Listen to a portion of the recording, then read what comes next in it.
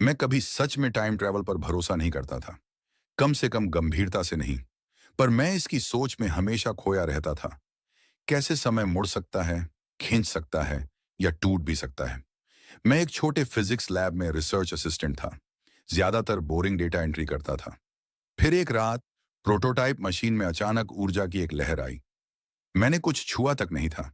फिर दुनिया धुंधली होने लगी और चारों ओर सब कुछ बदल गया और मैं गायब हो गया। जब मैंने अपनी आंखें खोली तो मैं वहीं लैब में था, लेकिन ये पुरानी और टूटी फूटी लग रही थी। दीवार पर कैलेंडर पर साल लिखा था 2029, यानी 5 साल बाद। मैंने सोचा ये सपना है, तब तक जब तक मैंने उसे नहीं देखा। खुद को बड़ा थका हुआ, उसकी आंखों में डर साफ था। उसने मुझे भूत की तरह देखा और फुसफुसाया, तुम्हें वापस आना नहीं था। मैंने हंसते हुए समझाने की कोशिश की, यह गलती थी, शायद टाइम ट्रैवल में गड़बड़ हो गई। पर उसने मुस्कुराया नहीं। उसने दराज से पिस्तौल निकाली, हाथ कांप रहे थे। उसने कहा, मुझे ये नहीं करना है, लेकिन मुझे तुम्हें मारना होगा। अगर तुम रुक गए तो सब खत्म हो जाएगा। मैं भागा। मेरा दिल जोर से धड़क रहा था। मैं टूटी फूटी लाइटों के नीचे एक लंबा अंधेरा रास्ता दौड़ता गया।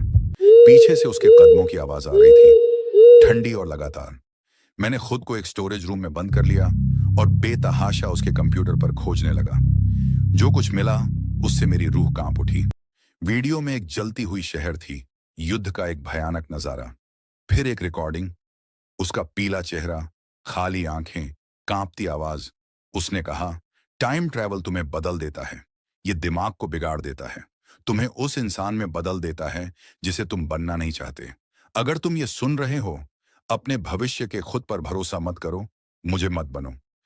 दरवाजे पर की दस्तक बंद हो गई। चुप्पी उसकी बातों से भी खतरनाक थी। फिर एक फुसफुसाहट सुनाई दी, पहले ही बहुत देर हो चुकी है। मुझे याद नहीं कि मैं वापस कैसे आया, लेकिन मैं अब यहाँ हूँ। प्रोटोटाइप बंद है, लेकिन मुझे वो एहसास नहीं छूट रहा।